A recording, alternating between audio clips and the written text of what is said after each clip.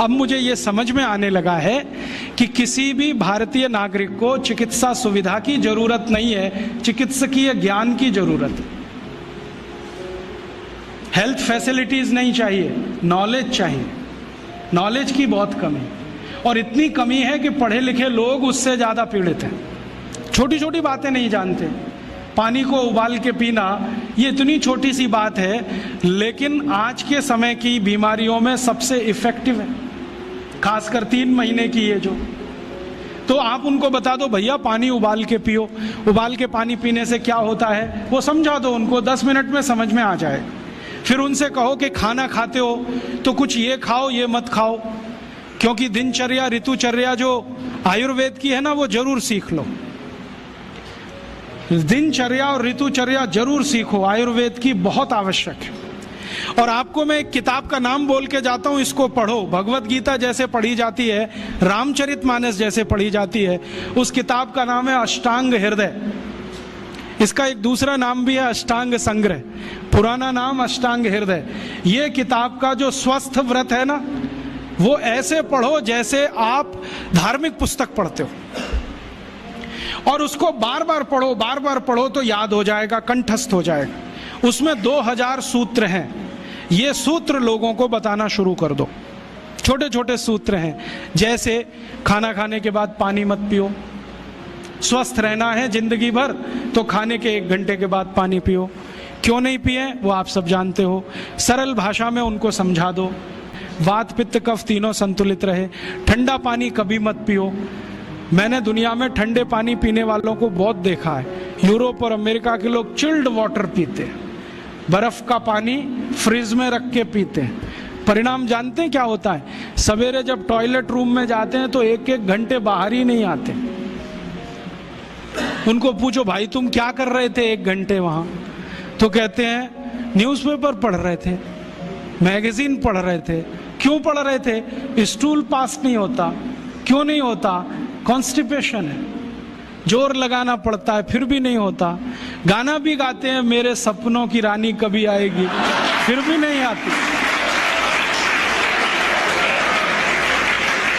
और अंतिम दुष्परिणाम पता है क्या होता है? उनको पेट साफ तो होता नहीं, तो सांस में से भयंकर बदबू आती है।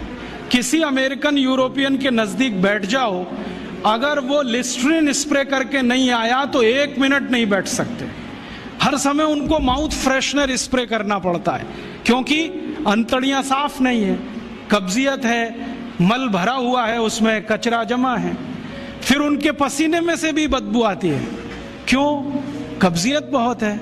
और पसीने की बदबू दूर करने के लिए डिओडोरेंट स्प्रे करते रहते हैं। और आप तो सब जानते हो कि अगर कब्जियत है तो बाल भी कड़क रहते हैं, तो उन कड़क बाल को सॉफ्ट करने के लिए क्या क्या सब करते हैं। शैम्पू लगाते हैं, शैम्पू के बाद पता नहीं क्या क्या लगाते हैं। ये सब वो जो करते हैं ना, उनकी मजबूरी है, स्टेटस सिंबल नहीं है।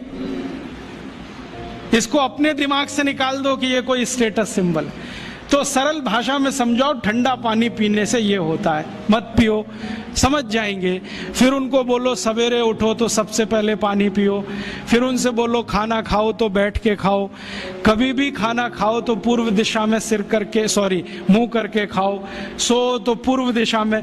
ये अष्टांग हृदय में इतने अद्भुत छोटे छोटी बातें हैं तो संस्कृत में है, लेकिन अब तो उसका हिंदी भी आने लगा है। तो हिंदी ले लो, हिंदी वर्जन ले लो, इसको पढ़ो, बार बार पढ़ो, और ये जाके गांव में सबको बताओ। फिर उनको कहो देखो ये तो है स्वस्थ रहने के लिए, अब तुम बीमार पड़ो तो बताओ तुम्हारी बीमारी क्या है। ये बीमारी है तो ये दवा है, ये बीमारी है तो ये दवा है। और मेरा आपसे एक निवेदन जरूर है कि अगर आप होम्योपैथी से भी इलाज करो तो उसकी मूल दवा जरूर बता दो। उनको ये ग्रीक और रोमन नाम में मत फंसाओ। आप कहोगे जी मैं तो ऑसिमम दे रहा हूं, ये उनको कहो ये तो तुलसी का रस है भैया, तुम्हारे घर में फूलों से बनी हुई है, आसानी से मिलती है, जयपुर में मिलती है, दिल्ली में मिलती है। भंडारी वालों को अक्सर ऑर्डर दे के रखो, हमको इतनी भेजो। उनको जो पता चल गया कि आप प्रचार के लिए कर रहे हो तो मुफ्त में भी दे देंगे आपको। तो इस तरह से आप गांव-गांव जाओ, छोटे छोटे शिविर लगाओ, गांव वालों को इकट्ठा करो। गांव वाले बहुत दुखी हैं, शहर वाले भी दुखी हैं, वैसे तो वो दुखी हैं। इसका यही सबूत है कि रामदेव जी आए जयपुर में सवेरे 4 बजे तो सब लोग पहुंच जाते हैं वहां, पैसा भी देते हैं, समय भी देते हैं। और 4 बजे रामदेव जी कहें टांग ऊपर उठा लो तो उठा लेते हैं, कहें सिर नीचे कर दो तो कर लेते हैं, ऐसे कर लो तो कर लेते हैं। क्यों? परेशान है, दुखी है, शरीर उनका साथ नहीं दे रहा है। और इतने दुखी हैं कि रामदेव जी तो क्या, कोई टिम्बकटू आ जाए उसी के सामने वो आ जाएंगे। और वो दुनिया भर में घूम के आते हैं अपनी अपनी छोटी छोटी बीमारियां लेके। तो इन जो दुखी लोगों का थोड़ा थोड़ा आप मदद कर दो इलाज के रूप में, ये सब आपके भगत हो जाएंगे। और ये भगत हो जाएंगे तो कहो आप भी प्रचार करो इसका, वो भी करें, आप भी करो, तो ये इतना तेजी से मल्टीप्लाई करेगा कि 2-5 साल में एलोपैथी का बाजा बज जाएगा। और बजा देना है अपने को। हाँ, ये संकल्प लेके चलो कि इनका बाजा हमको बजाना है। इनकी इतनी पोल है मेरे पास, कम से कम 1,500 से ज्यादा डॉक्यूमेंट्स हैं जो एलोपैथी के गंदेपन को सिद्ध करने वाले, इनकी निकृष्टता को सिद्ध करने वाले, ये कितने अनसाइंटिफिक हैं वो बताने वाले, कितने डॉगमेटिक हैं वो बताने वाले। मेरे पास ऐसे बहुत इंटरव्यूज हैं बड़े बड़े डॉक्टरों के, वो कहते हैं कि हम कोई डायग्नोसिस नहीं करते, तीर मारते, लग गया तो ठीक, नहीं तो तुक्का। और वो कहते हैं हम तो एक ही सिद्धांत पे काम करते हैं, trial and error, trial and error, देते जाओ गलतियां करते जाओ, देते जाओ गलती, भले मर जाए पेशेंट उसमें। हमारे पास तो कम से कम ये नहीं है ट्रायल एंड एरर वाला।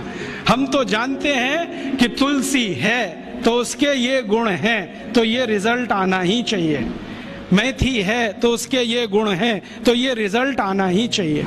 हमको सब मालूम है, फिक्स है, यहाँ वेरिएशन नहीं है। मेथी के जो रिजल्ट चरक ऋषि को मिले वो आज भी मिलते हैं। इसमें इतना सातत्य है, वेरिएशन। तो हमारे पास जो सत्य ज्ञान है इसको लेकर आगे बढ़ें।